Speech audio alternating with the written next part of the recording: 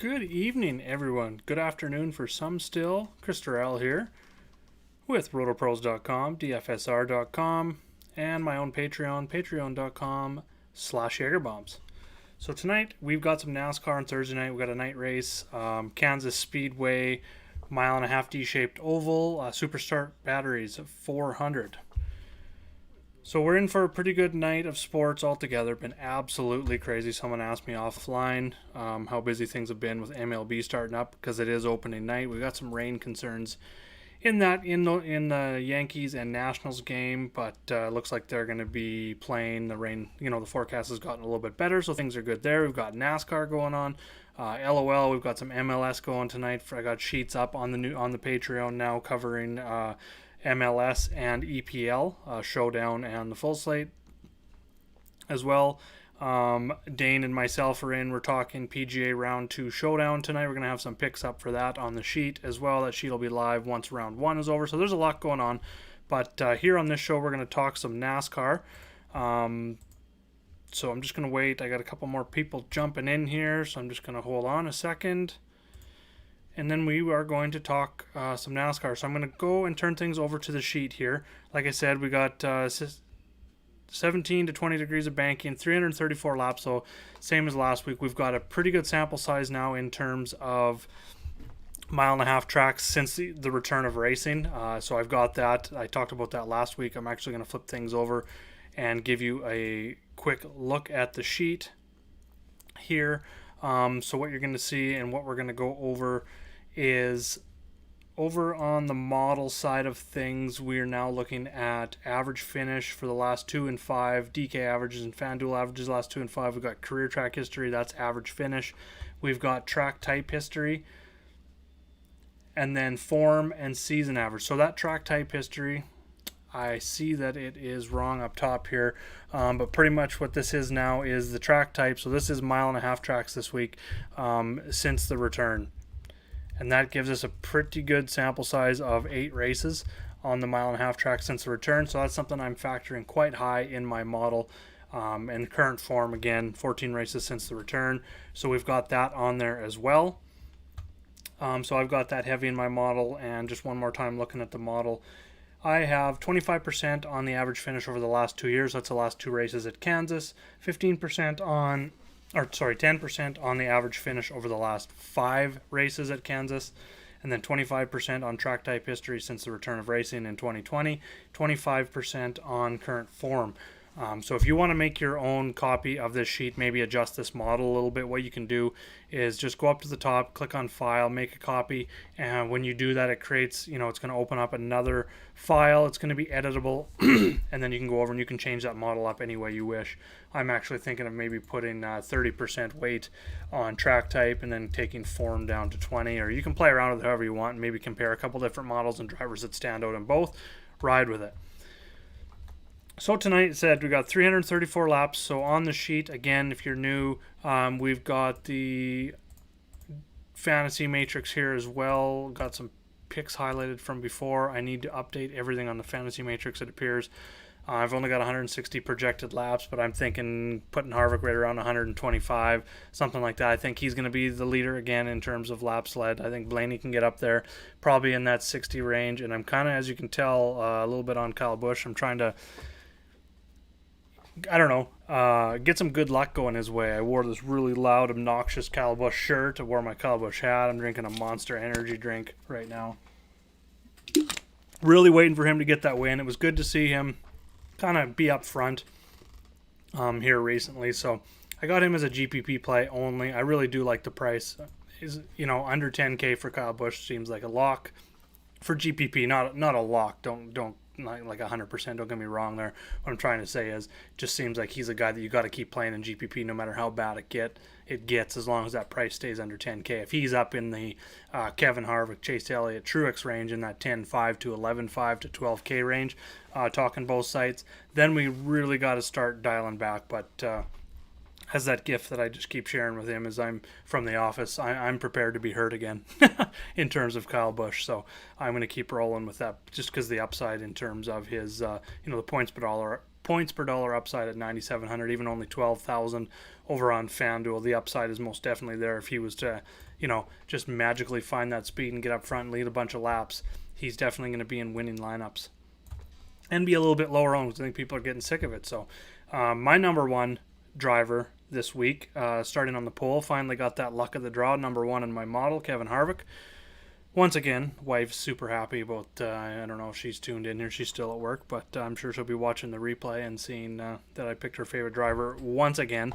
But it's kind of hard to deny. He's been excellent here, kind of like we talking last week. Ninth place and is kind of his best over the last, 9th, 13th last year, 12th in the playoff race in 2018. He won in the summer or spring of 2018 there. So he does have 2 wins over the last 9 races here.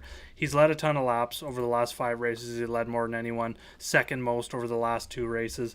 Looking at the track type history, he's been amazing. He's got 2 wins, 5 top 5s, and top 10s in 7 of those 8 races since the return of racing. So the consistency's been there. The dominator's been there. The current form overall has been there for Harvick. He's starting from the pole, and some stats that I had brought up in chat earlier. Today, I'm just going to bring that up here. Looking at the guys that have started on the pole over the last 8 races here. So that's the last 4 years at Kansas. So last year, Hemrick started on the pole. He only led 4 laps. This is a little bit of an outlier because he's not normally a guy that we're going to see start on the pole unless something fluky happens. Before that, Harvick started on the pole, 104. Logano started on the pole, 100. Harvick before that, 79. Truex, 91. Blaney, 83. Kenseth, 116. Truex, 172. So outside of that, Hemrick last year, at least 79 or more laps led from the pole sitter in the last 7 races before this, before the Hemrick one last year. So the pole sitter also gets a boost here. And we go over and we look at the track history detailed here at the bottom. Last year you can see the correlation wasn't very high from start to finish, but the pole sitter, like I said, and a lot of that has to do with Hemrick. He started from the pole. He only led 4 laps. He finished way down. Suarez started 8th in that race. Ryan Newman started 7th. I kind of forget what happened in terms of qualifying for that event, but the guys that started up top, as you can tell, no one inside the top 10 finished top 10, and we didn't see a top 10 starting position until Kyle Larson when he finished 14th. But that's one race that was a little bit of an outlier. When we start comparing all the other races, we're seeing that there is correlation from starting position to finish position. We see drivers dominate, lead 100-plus laps, usually around 1. Usually see 1 or 2 drivers lead 50 to 80 laps, somewhere in there. So I'm kind of looking at Harvick as my number 1 guy tonight. Number 2, I really like that price. On Blaney, it has come up, but it is still below 10K on DK and right at 11K on FanDuel. It's kind of hard to argue with that right now. I definitely like that. He's been super fast. If we go look at his, I'm just going to bring up another sheet here. Just give me a minute. Something I will be adding to the main sheet is just looking at that track type history at a more detailed, kind of like we do look at the track history detailed. Going to be looking at the track type history a little more detailed as well on the sheet coming up. But I'm just looking at it now. If we look at Blaney's last finishes on mile and a halves, and we eliminate Darlington, which is a little bit of a one-off track in terms of the mile and a halves. But if we just look at his last races here, 7th at Texas, 6th at Kentucky, 3rd at Homestead, 4th at Atlanta, 3rd at Charlotte, 4th at Charlotte. And then Darlington wasn't great. It was 21st and 16th. But since then, he has gone, he's just been in fuego. He's been a dominator. He's got 4 top 5s in those races. So definitely looking at Blaney as a core play at that price tag as well. Eric Jones coming down a little bit. Definitely like him. Price is up on him, but he's got 4 straight finishes of 7th or better at this track. So I definitely like that. Looking at his recent finishes, it was nice to see him kind of get off. He was kind of maybe getting a little bit unlucky, in terms of penalties and crashes, stuff like that. Turned out put together a 6th place finish at Texas after starting 23rd. So this week he comes in and he is starting 21st, and that is enough. I know the price tag is up there at 9, but we really need about 45 points from him. And if he doesn't lead any laps or get any fast laps, that's a 10th place finish. I think that is definitely there. I think there's upside as well of a like a top 5, which would put him at like 55 points. there's very likely he gets some fast laps, maybe some laps led in there as well. So I think he can definitely hit value. I like him today. If you got any questions, any drivers I haven't mentioned, definitely throw those up in chat. I'm going to be here for about 10 more minutes, 10, 15 more minutes.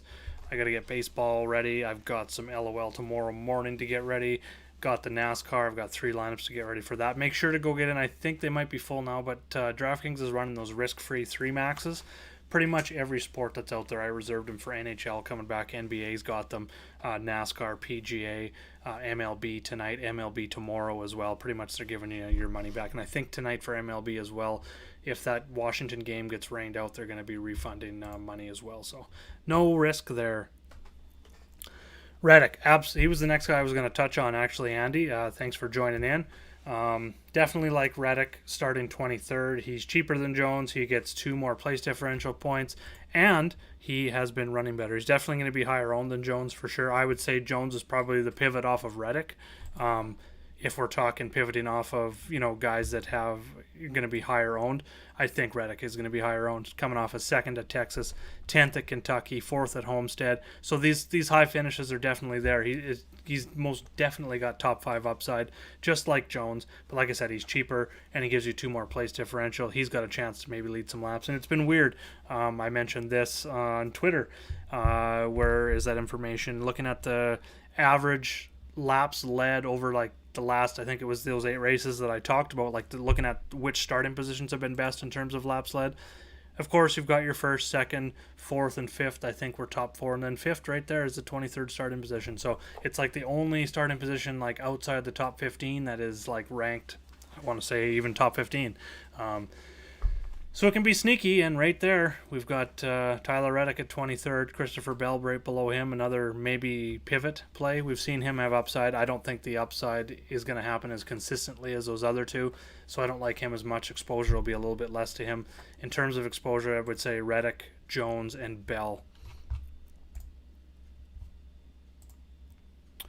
Back to the main sheet, and kind of going down the list a little bit. A driver who I really like the price on, been a little bit inconsistent, is Clint Boyer. He's been good here, as you can tell. Top 20s in 6 straight, top 15s in 5 of those, and top 10s in 3 of those, including back-to-back top 10s.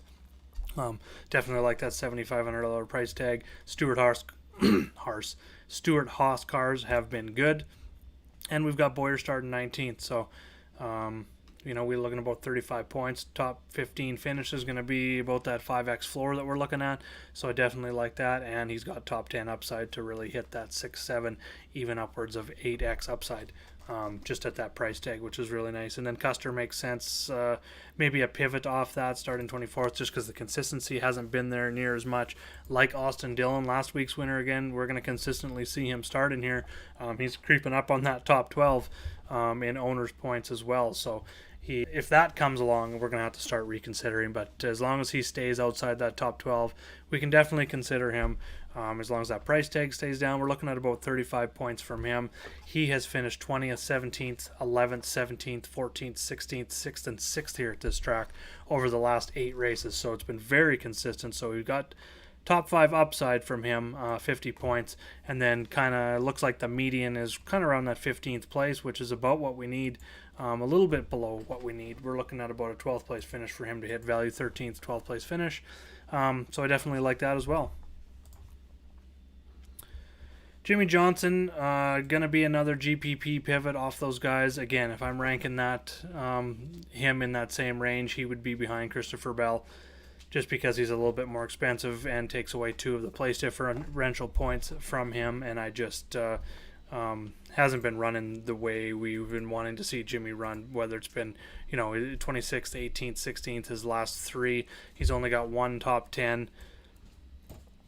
1 top 5 and 3 top 10s over those last 8 races, and at that price tag we're looking for about 45 points from him, and we really do need that top 10 finish. So I just don't think the consistency from Jimmy for those top 10 finishes has been there as much, so he's just a little bit lower exposure to me tonight. Lower exposure for me tonight. Okay, rank Boyer, Custer, and Austin Dillon. Okay, give me 2 seconds here. Boyer, Austin, Dillon, and Custer, all in the same range. Personally, I think I like Boyer. He's got a little bit more place differential upside than Dillon. It would be Boyer, Dillon, and then Custer. With Boyer and Dillon being very, very close, I wouldn't argue with you going either way, but Custer's definitely third on that list for me. And then going down a little bit more, also, thanks for joining, Liz and Mbud. Chase Elliott thoughts. Yeah, I think Kevin Harvick's going to definitely be popular starting on the pole, probably going to lead a bunch of laps. Elliott starts outside the top 10, so right there gives you some place differential upside. We're going to need about 55 to 60 points from him, which is a win, which is definitely not out of the realm of thinking whatsoever.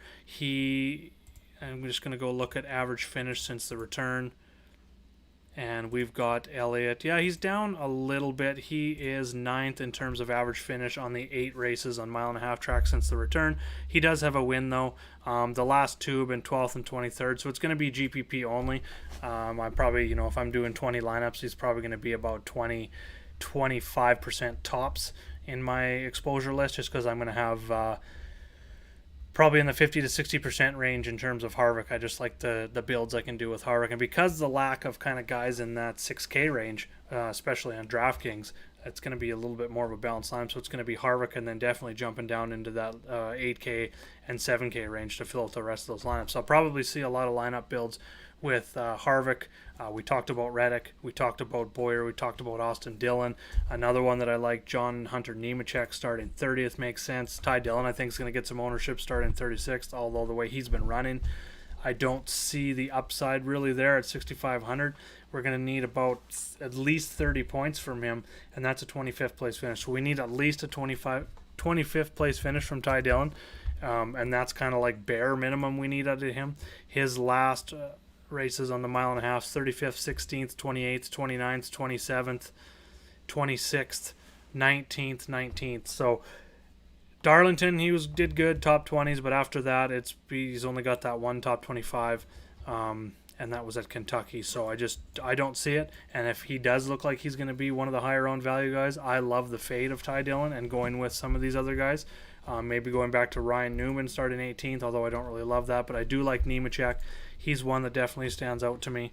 Ryan Priest for sure. He's going to see a lot of ownership at 5,800. He's going to be in a lot of builds, I bet, starting 35th.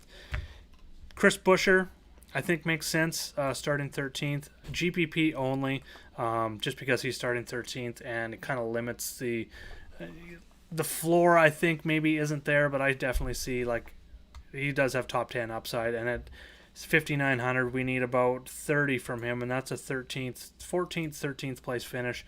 Kind of right where if he finishes where he starts, he's going to hit value for you.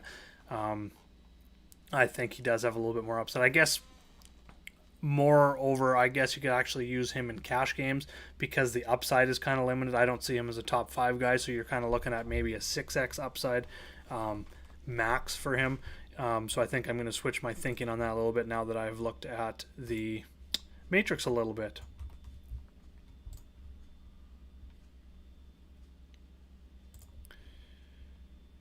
Okay. So, question here. Hey Alice, how's it going, buddy? Thanks for joining in. Outside of Blaney, other dominators that you'd pair with Harvick on DK? I'm really only looking at 2 dominators. The 2 that are kind of on the outside for me that I would probably put in terms of, if I was doing some projections and to fill out actually right up to the 267 laps. Sorry, I lied at the start, and I've got it actually as 334 on the show name. It's actually 267 laps. So outside of those 2, I think Keselowski's got a shot to lead some laps. He could be a sneaky one. It's hard to go against Truex or Hamlin. So those Truex and Hamlin probably at the top then Keselowski. But of those 3 would be my picks after Harvick and Blaney. Guys that could probably lead 20 plus or more, not just like 4 or 5, but in terms of like 20 plus where those points start adding up. So those would be the 3. And if I had to rank them, I guess I'd probably go. I'm going to go back and look at the cheat sheet, just kind of look at some laps led over the last few races. Yeah, Hamlin led 153 in that win. He won here last year. He's been good on the mile-and-a-half, so I'd probably go with Hamlin, Truex, and then Keselowski. I'd kind of rank them that way after I go Harvick and Blaney. But I'm really just looking at 2. Yeah, no problem at all.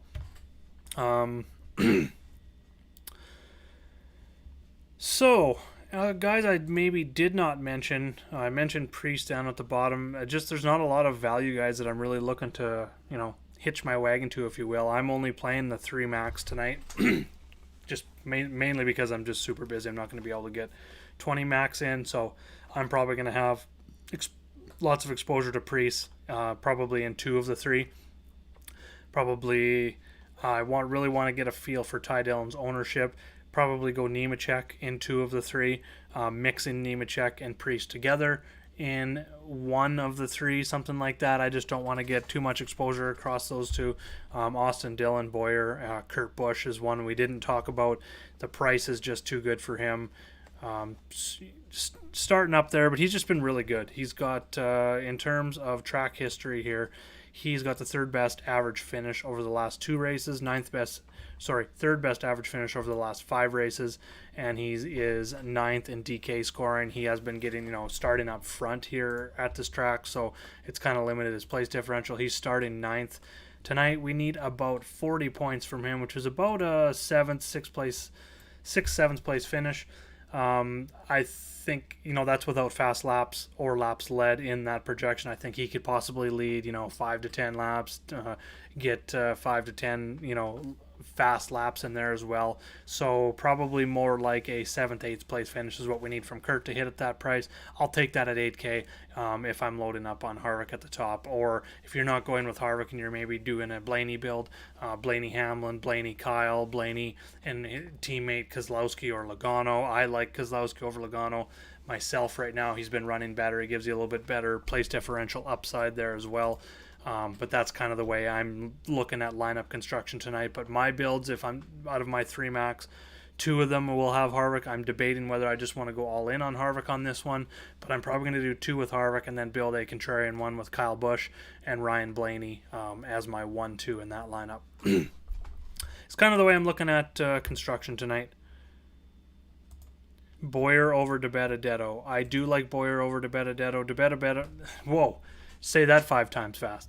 DiBenedetto, 15th last year was his career high.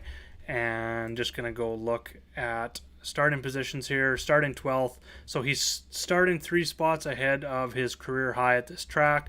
Looking at the last few races on the 1.5 miles, he's finished 17th, 3rd, 14th, 25th, 15th, 18th, 9th, 14th. So he has shown top 10 upside, but it's been very rare. He did get up front. He started 10th at Kentucky, ended up finishing 3rd, average on a 7th. That was a tremendous run. He only led 1 lap there. So I just think that 3rd place upside is really kind of on the high end. I think his upside kind of tonight is you're looking at like an 8th to a 10th, which is fine, but that's only getting you about 5x return, whereas Boyer, I think, has the same upside as him, and that's kind of going to get you in that 6.5x upside, and I think Boyer has a little bit more upside as well. Also comes, $200 cheaper and gives you 7 spots better place differential. So add all that together, and I am definitely on Boyer. Mcdowell compared to Priests. McDowell starting 27th. I think. Okay, first of all, I'm going to compare them on the 1.5 tracks. I'll get them side by side here. Just give me 2 seconds. So McDowell and Priests. McDowell's got 4 top 20s. Priest has only got 1. It's been pretty terrible for Priest the last 2, 38th and 40th. McDowell's put up top 15s in that time. 2 of his last 3 have been top 15s. Top 25s consistently, so I think the floor for McDowell is like a 25th place finish.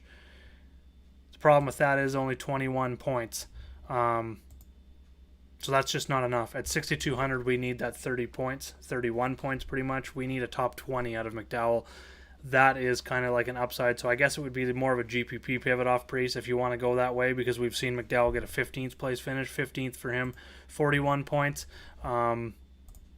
Bring up the old calculator here. Not good at the math and on the go.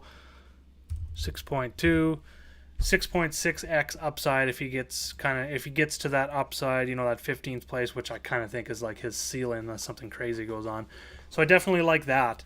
But in terms of safety, Priest Okay, we said 25th for Mcdowell gets you 21 points, which is only about 4.3x in there.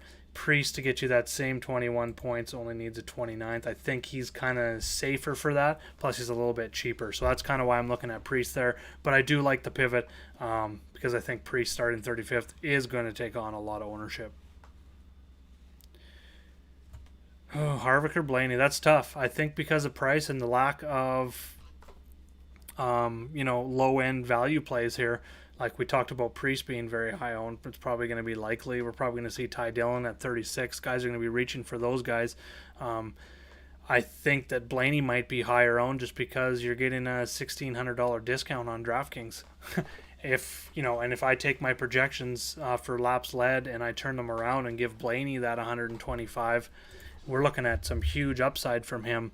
A win would put him kind of in that 90 to 100 range. I don't have fast laps into the formula yet. That's coming down the line on that DK Fantasy Matrix, so we can kind of project laps led and fast laps. The laps, what I've been finding looking at, especially the mile-and-a-half tracks for fast laps, is guys are getting about 30, if they lead 100 laps, they're getting about 30 to 40. Fast laps are getting about 30%. Anywhere from 25 to 40% of their laps led they're getting in fast laps if you want to make that calculation yourself. Winning, I've got Harvick again. It's Harvick or Blaney for me. That's kind of would be my two picks. GPP, I really hope Kyle Busch wins. Like I said, I've got the hat on, I've got the shirt on, I've got my Kyle Busch underwear. No, I'm kidding, I don't have Kyle Busch underwear. Got my Monster Energy drink going. I just haven't seen it out of him. Haven't seen it consistently enough to really say Kyle Busch is going to win. Seen it out of Harvick. He checks every single box in this race, including starting first. Ryan Blaney's been super good on these tracks like we talked about as well. So those would be my two picks to win. Harvick ahead of Blaney. And after Almirola's price, he's led some laps. He started at the front of the field. He's starting third. But the fact that he's starting behind Blaney and Harvick, I think really puts his ownership down a little bit this week, just because people may not see him as a dominator. We've seen it happen. So that could be a nice GPP pivot as well. I haven't quite made it there yet in my 3 max, but if I was doing 20 max, I would definitely have some pivots to Almirola, who's also going to be a pivot off of Radick in that range as well, if you want to go that way, kind of sandwiched in between those guys that we talked about, Jimmy and Eric, stuff like that. So keep that in mind. Strategy-wise, that's one thing we talk about a lot. I talked about in baseball, leading up to baseball tonight, was we don't need to go and target the bad teams or the bad drivers just because they're going to be super low owned. Like in baseball, we can go to the bottom of the lineup and really hedge that way. So we're still keeping our exposure to those teams with high implied runs, but we're just getting, we're maybe fading the top 4 in the lineup and going to the bottom of the lineup to kind of get your hedge to kind of get your leverage that way. In NASCAR, you get 2 guys in the same price range with the same upside, Denny Hamlin and Ryan Blaney. Just for instance, we actually talked about earlier was Harvick versus Elliott. I think Harvick gets a lot of the ownership just because he's starting on the pole. We talked about pole sitters leading a bunch of laps. He's probably going to be everyone's top dominator, going to be high owned. I think we can get Elliott because he's 11,000. If Harvick's going to be high owned, you can't pay up for Elliott as well.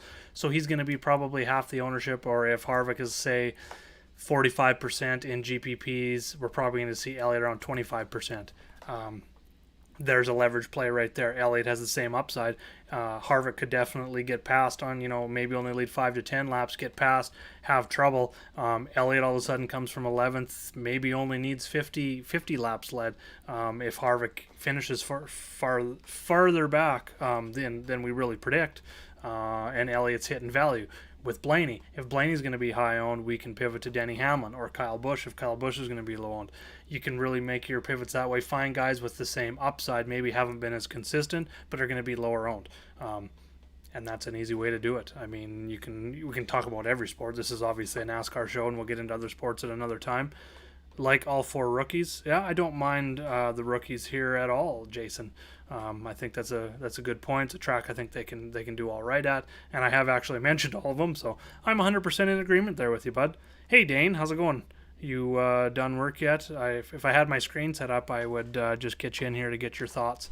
But you got to do the solo show for PJ over on Rotor Pros tonight, so I had to go solo today. Not a problem. I can sit here and talk Kyle Busch all day. But without any more questions here, I've kind of went over, guys, from top to bottom. If you have any other questions, definitely hit Zero Recce. Get out of here with your Recce Stenhouse. Dane, are you trolling me now? I seen his interview Bob Pockers put on Twitter. He's just really not happy with the cars and the results he's getting right now. That's LaJoie or Priests on DK. Okay, so LaJoie I think would be a pivot off Priests. He's starting four places ahead of him. I think I'm just gonna go quickly glance at how LaJoie has done since the return. He's gone, like 16th was awesome last race. We would definitely take a 16th place finish out of him. That's like right around, it's 43 points. Definitely take that. That would be huge. I think that's kind of his ceiling, but it is there. So the upside is there. He's going to be lower owned than Priest because he's starting a little bit further ahead, possibly. Not a whole bunch lower owned, not like we're going to see 40 and 20% or anything. I think they're fairly close, but Priest probably gets the edge there. So I'm with you on LaJoie. Before that, though, was 28th, 29th, 27th, 19th. So I got his kind of finishing range. I think his ultimate upside, very low percentage of it happening, is kind of around 15th to 18th. I think it's more likely we see LaJoie finish kind of in that 20th to 25th. 25th is going to be kind of tight on value, 25 points, pretty close at that threshold, but 20 will definitely do it. So no, I'm okay with pivoting off Priest and going to LaJoie for sure. Awesome. Dane's with that as well, so I definitely like that. He's definitely been more consistent, especially over the last couple races. If you have any questions going into the race here, we've got, I don't have the DK up, but I believe lock is at 7:30 Eastern, so we got about 2 hours to build some lineups here. If you have any questions, hit me and Dane up in the RotoPros chat. You can hit me up in the DFSR chat or hit me up in my Slack chat, patreon.com / Jagerbombs. You can hit me up there, and I'm just going to provide some links here, as you're going to want to check out Dane's article. I meant to put this in the opening, but now he's here. He totally reminded me to put his preview article out. Oops.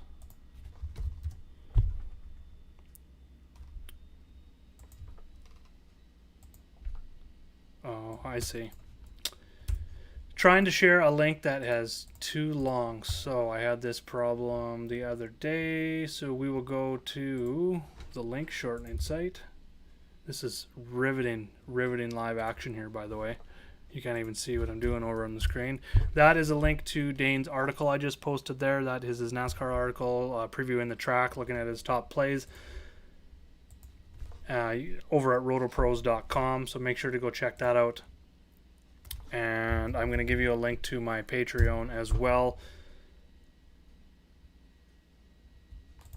so you can sign up. It's $5. Will get you access to my sheets for one sport. Right now I'm up to, I believe it's 9 or 10 different sports going, and about 19 different sheets all at once. It's been absolutely crazy.